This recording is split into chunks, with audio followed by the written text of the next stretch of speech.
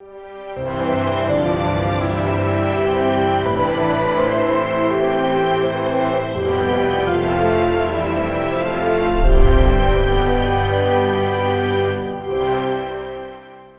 주신 본문의 말씀 가지고 사랑하는 이에 사랑하는 자를 사랑하라. 다시 한번 시작. 사랑하는 이에 사랑하는 자를 사랑하라. 지난주 말씀에 의인과 악인의 비교가 나왔어요. 그래서 의인의 삶의 특징 중에 하나가 뭐가 있다? 사자 같은 담대함이 있더라. 악인은 쫓아오는 것이 없어도 두려워 항상 쫓기듯 살아가는, 이게 악인의 공통점이라는 거예요. 자, 우리 한 장 차이니까 바로 한 장만 넘겨볼까요? 자, 28장. 자, 28장 1절. 우리 지난주에 말씀이었죠? 한번 읽어볼게요. 시작. 악인은 쫓아오는 자가 없어도 도망하나 의인은 사자같이 담대하니라. 아멘. 그러니까 이게 별로 신앙과 믿음과 결부되어 있지 않는 것 같았는데 지난주 말씀을 풀어보니 정말로 악인은 쫓기듯 헛헛하여 도망하듯 살아가지만 의인은 하나님 주시는 평강과 담대함으로 사자처럼 살아가더라라는 거예요.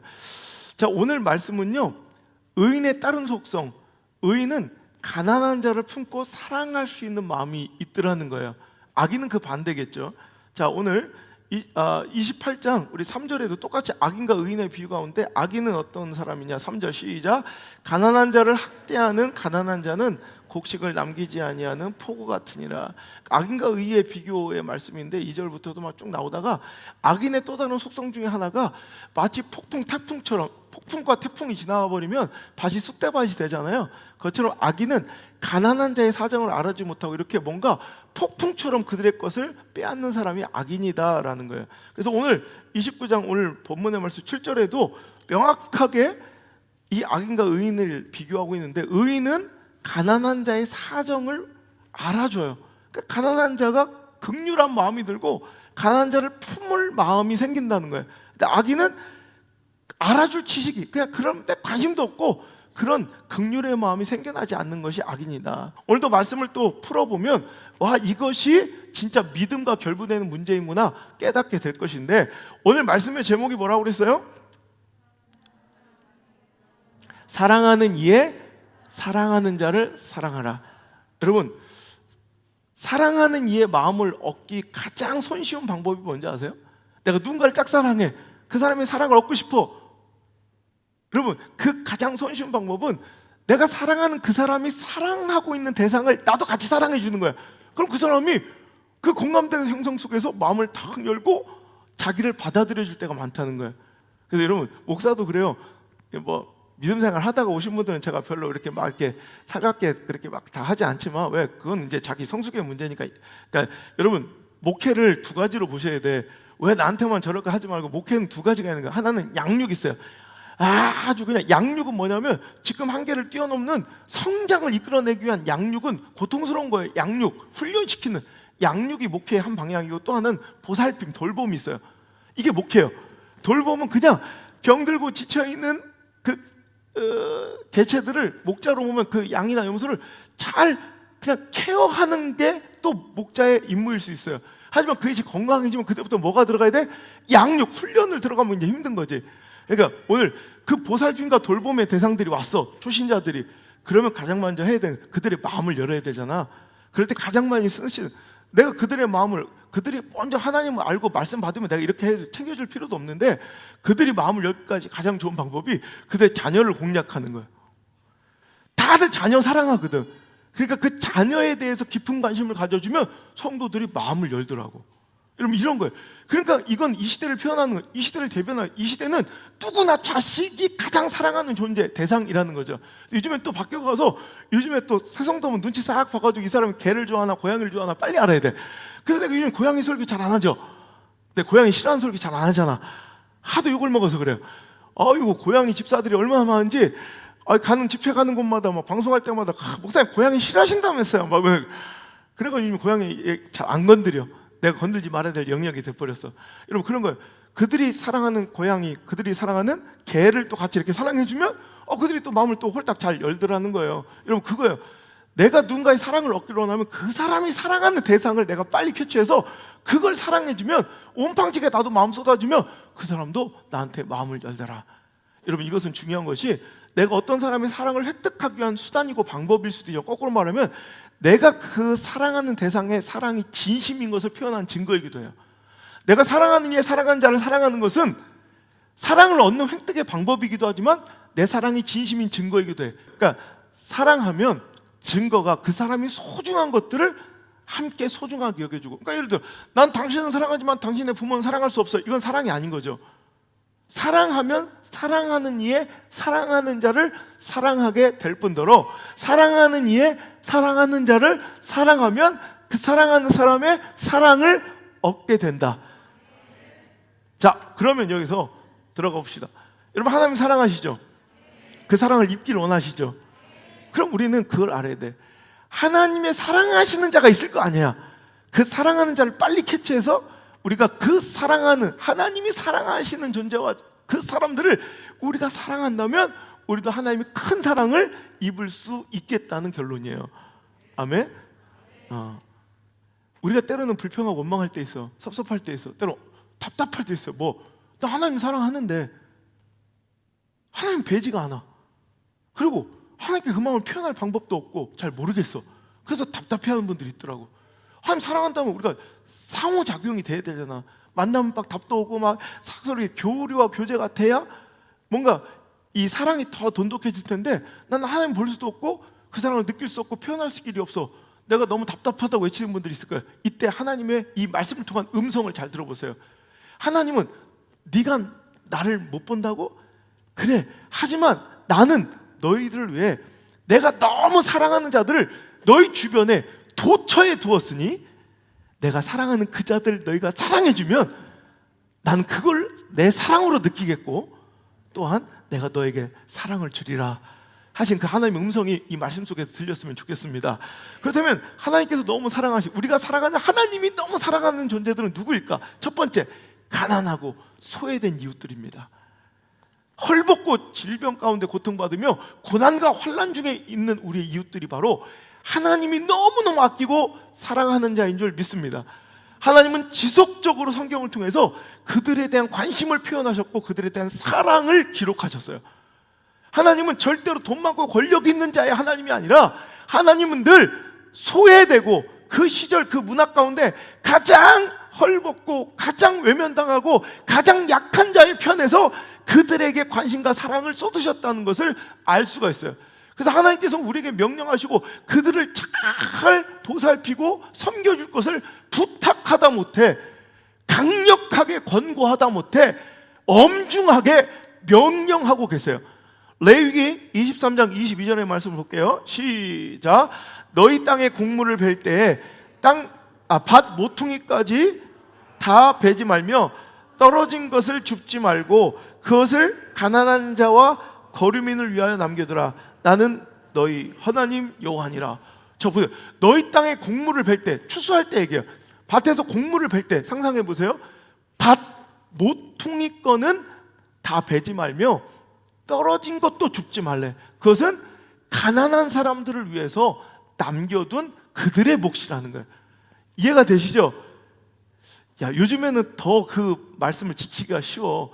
요즘에는 기계로 베잖아요. 기계로 벨 때 모퉁이는 베고 싶어도 못 베. 쭉 가다 보면 귀퉁이는 손으로 베야 돼. 야, 요즘에는 이거 참 말씀 지키기 쉬울 것 같아. 어째 아무도 나만 또 시골 사람이며 그 있는데 이게 쭉 왔다 갔다 하면 모퉁이는 낫으로 직접 빼야 돼요. 그 모퉁이 부분, 그건 그냥 두라는 거예요.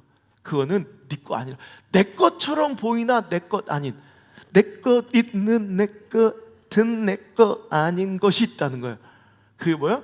가난한 자, 내 안에 소유물로 두었지만 실은 나한테 준 이유가, 나한테 주신 목적이 다른 곳에 있는, 이미 정해져 있는 분량이 있으니 나에게 주신 것을 통해서 내 이웃, 가난하고 어려운 자들을 향한 하나님의 사랑이 표출되기를 원하시는 귀퉁이 부분, 떨어진 것들까지 알뜰하게 주지 마시고 그것은 남겨두셔야 된다라는 거예요. 그들이 주워가게. 하나님 되게 멋진 분 아니에요? 멋있잖아요. 신명기 24장 17절. 자, 시작. 너는 객이나 고아의 송사를 억울하게 하지 말며 과부의 옷을 전당 잡지 말라. 그러니까 보세요. 하나님이 늘 관심 가는 사람은 이렇게 헐벗고 소외된 그 문화권에서 가장 소외된 이웃들, 어려운 약자들, 고아, 과부, 나그네, 이방인, 질병 중에, 환난 중에 갇힌 자, 헐벗은 자. 하나님 이들한테 포기하거나 세상 사람들이 이런 사람들한테 관심 있어요, 없어요? 없죠. 근데 하나님은 지대한 관심으로 이들을 놓지 않으세요. 이들이 어떻게든 살 수 있게 길을 열어주시려고 우리를 사용하길 원하시는데, 오늘도 보세요. 고아나 객의 송사를 억울하게 하지 말래. 이들은 백도 없고 내가 뭐 잘못된 불공평한 어떤 언도를 하거나 대우를 해도 나에게 뭐 어떤 손해를 끼칠 만한 힘과 영향력도 없는 자들이야. 그렇다고 걔들을 함부로 대하지 말고, 또 어려운 과부의 옷을 저당 잡히지 말래. 그 마지막 희망들까지 그냥 빼앗지 말라는 거예요. 여러분, 이런 말씀들, 가난하고 어려운 사람들을 위한 하나님의 우리를 통한 배려, 이것들이 하나님의 뜻이기도 하지만 결국 이것들이 신앙과 결부되어 있는 믿음의 영역이라는 걸 또 하나님께 표현하시는데, 자, 그 뒷이야기를 17절부터 다시 한번 읽어보세요. 여러분 이어서 읽어야 느낌 오니까. 시작. 너는 객이나 고아의 송사를 억울하게 하지 말며 과부의 옷을 전당 잡지 말라. 너는 애굽에서 종되었던 일과 내 하나님 여호와께서 너를 거기서 속량하신 것을 기억하라. 이러므로 내가 내게 이 말을 행하라 명령하노라. 보세요. 이어지는 거예요. 너 그렇게 내가 이런 거 시킬 만해. 나는 이거예요. 내가 이러므로 이거 너한테 시키는 거야. 왜? 너도 그랬잖아. 너도 애굽에서 붙잡혀 있었잖아. 너도 종되었던 사람이잖아. 내 은혜로 내가 공급하는 걸로 여기까지 왔잖아. 오늘 다 우리가 들어야 될, 저 여러분 모두가 들어야 될 말씀인 줄 믿습니다. 이걸 기억해내야 된다는 거예요. 그러니까 난 너한테 이거 시킬 만해. 하나님 주신 그 은혜, 하나님 다 주신 거예요. 그 가운데 하나님께서 나를 통해 또 살리시려는, 나를 통해 퍼뜨리시려는 은혜가 막히지 않고 흘러가기를 주의 이름으로 축복합니다. 자, 19절부터 또 말씀 나와. 시작. 내가 밭에서 곡식을 벨 때 그 한 뭇을 밭에 잊어버렸거든. 다시 가서 가져오지 말고 나그네와 고아와 과부를 위하여 남겨두라. 그리하면 내 하나님 여호와께서 내 손으로 하는 모든 일에 복을 내리시리라. 자, 밭을 매는데 뭐 추수를 하는데 하다 보니까 한 묶음, 한 단을 잃어버린 거야. 그럼 어떻게? 이거 아버지 세보니까 쌀 가마니가 없어요. 한 단이 없어요. 한 묶음이 없어요. 빨리 가서 돌아 찾아봐라. 이게 아니라 그건 그냥 놔둬라. 겁나 쿨하지 않아요? 그건 내 거 아니야. 멋지지 않아요? 여러분 또 막자까지 사시지 않길 바라요. 여러분, 그게 고아 과부와 어려운 사람들 몫이라는 거예요. 그런데 그것을 그렇게 행하는 자는 그것 때문에 얼마나 손해를 많이 보겠어요. 모퉁이 안 깎죠. 그죠? 뭐 저당 안 잡으니까 뭐 저기 하겠죠. 또 뭐 할 때 한 곳씩 잊어버려도 그냥 내비둬야지. 손해인데 손해가 아니라는 거야. 그러면 네가 하는 모든 일에 복을 주실 것이다. 두 번째로 하나님이 사랑하신 자는 바로 이 땅에 하나님을 알지 못하고 죽어가는 이 땅의 죄인들, 오늘도 그들을 하나님이 너무너무 사랑하고 애타게 찾고 계신다. 그들을 사랑하시는 저 여러분 되시기를, 그들을 사랑하는 교회가 되기를 주님을 축복합니다.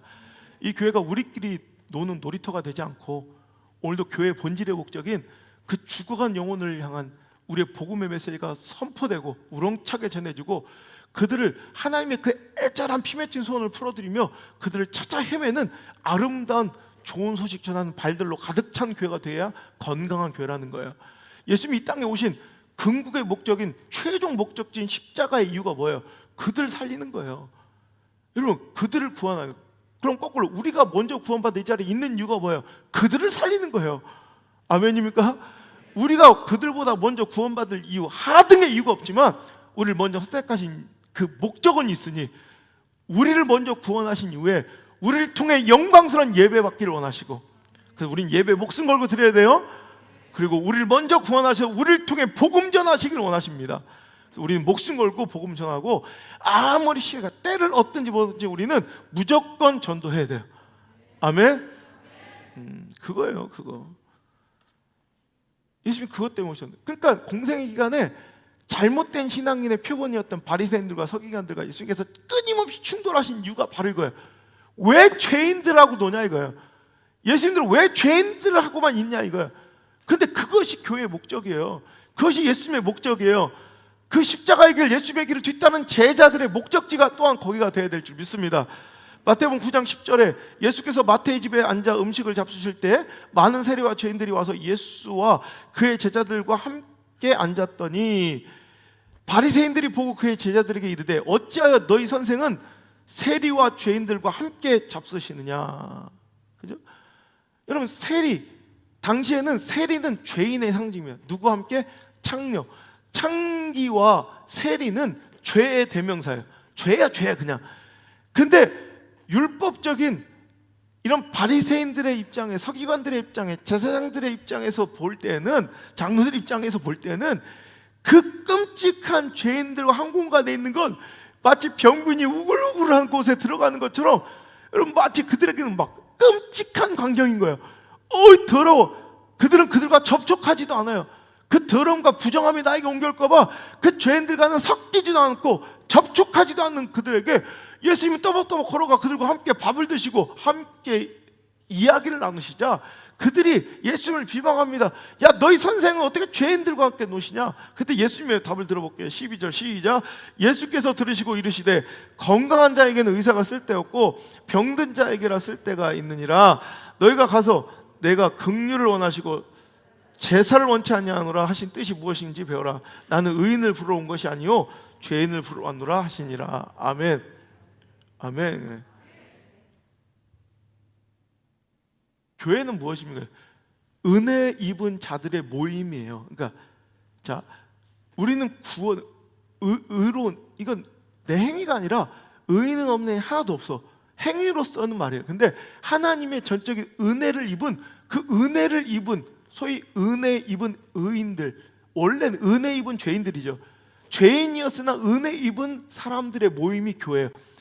하지만 교회가 그렇다 그 의인들의 소유물이나 전유물이 되어서는 안 돼요. 우리가 은혜 입은 자들이 모여서 교회를 만들긴 하나 그게 교회의 정체성이죠. 교회는 이제 나가서 의인들이 모여 앉아있는 것이 아니라 이제 죄인들을 부르러 가야 돼요. 왜? 그것이 예수님 이 땅에 오신 목적이었으니까. 그 뒤를 따르는 우리들의 목적 또한 그것이 되어야 할 줄 믿습니다. 그러니까 건강한 사람이 의사가 무슨 소용이 있냐 이거. 의사는 당연히 환자를 만나, 병든 자를 만나는 것이 응당 당연한 것처럼 원래 의사가 건강한 사람들만 찾아다녀요. 여러분, 그게 말이 돼요? 의사는 필연적으로 병든 자를 만나야 되잖아. 그죠? 그것처럼 우리는 예수님처럼 필연적으로 예수님을 알지 못하는 자들에게 가야 돼요. 그래서 살려야죠. 복음 전해야죠. 예수님이 그것을 원하셔서 이 땅에 오셨고 나를 먼저 구원해 주셨으니까. 할렐루야. 그거 믿으셔야 돼. 여러분, 우리는 마치 소금 덩어리처럼 살고 있는 거예요. 짜증나게. 우리끼리 모여서 이 교회만 어떻게 경영하고 이 교회를 어떻게 키워나갈까, 이게 우리의 회의의 주제가 되면 안 되고 이게 우리의 궁극의 목적이 되면 안 돼요. 우리가 이 은혜를 받았으니 어떻게 나눌까? 할렐루야. 우리가 이 구원을 누렸으니 어떻게 이 구원을 전할까? 우리가 이 복된 소식, 굿뉴스, 여러분, 이 복음을 받았으니 이 복음을 어떻게 전할까? 이게 우리의 궁극의 목적이 돼야지 뭉쳐있는 소금 덩어리 되지 않길 바랍니다. 소금은 녹아져서 수만 세상으로 흘러가서 죽어가는 세상, 썩어가는 세상을 살려야 돼. 여러분, 제가 늘 얘기한 것처럼 성도는, 교회는 햇빛이야. 햇빛. 햇빛은 시궁창 밑바닥까지 다 스며들어가지만 햇빛은 그들과 함께 오염되거나 썩어지지 않는다고. 햇빛이 더러운 시궁창을 외면하는 게 아니라 햇빛은 그 시궁창 밑바닥까지 들어가지만 시궁창과 더불어 함께 오염됐거나 썩지 않고 그들을 정화시키는 거예요. 이게 성도의 목적이에요. 성도가 해야 될 일이에요. 우리끼리가 아니라 오늘도 여러분, 우리가 받은 은혜를 가지고 그 은혜를 입어야 될, 우리가 받은 구원과 복음을 가지고 그 복음이 필요한 자들에게 가서 응당천하는, 마스크로 입을 가려놔도 외쳐지고 선포될 수밖에 없는 그 복음과 여러분 구원의 확신이 이제 여러분 주변에 도처에 두신, 하나님이 너무 아끼시고 사랑하셔서 찾기를 원하시는 그들에게 전해지기를 주 예수 그리스도 이름으로 소망합니다. 자, 말씀을 맺습니다. 근데 오늘 하나님께 제가 받은 감동 때문에 말씀을 맺기 전에 한 말씀만 더 드리고 싶어요. 우리가 사랑하는 이의 사랑하는 자를 사랑해야 된다. 그분의 사랑하는 자가 누구인지 우리가 배웠어요. 소외되고 헐벗고 고난받는 어려운 이웃들과 아직도 이 복을 모르는, 하나님 잃어버린 아들, 딸, 그 죄인들, 그리고 또 하나, 하나님께 너무너무 사랑하는 사람이 있으니 그게 바로 당신입니다. 우리 하나님은 당신을 그분의 형상대로 만드셨어요. 여러분을 깊이 이해하시고 여러분은 그 무엇, 세상 그 누구와도 바꿀 수 없는 가장 소중한 존재로 여러분을 여기시는 것 믿습니까? 세상은 나를 뭐라고 평가하건 그 소리 듣지 마세요. 세상이 나를 실패자라 하던, 죄인이라 하던, 걸레라 하던, 쓰레기라 하던, 실패자라 하던 듣지 마세요. 하나님의 음성을 듣세요. 하나님은 너를 귀하다 하시며 결코 너를 포기하지 못한다고 하신, 난 절대로 너를 잊지 못하고 내 눈을, 내 시선을 한 번도 너에게 뗀 적이 없다는 그분의 음성만 들으시길 바랍니다. 친구들은 야 너 생긴 게 꼭, 야 너 말상이다 말상, 아 넌 꼭, 야 고양이 쥐상이다 너 쥐상, 그런 말 듣지만 당신은 하나님의 형상이요. 세상은 당신을 뭐라고 평가하든 그 말 듣지만 하나님은요, 나를 당신을 포기하지 못해서 기꺼이, 로마서 8장 32절, 기꺼이 독생자들을 이 땅에 보내신 분이에요.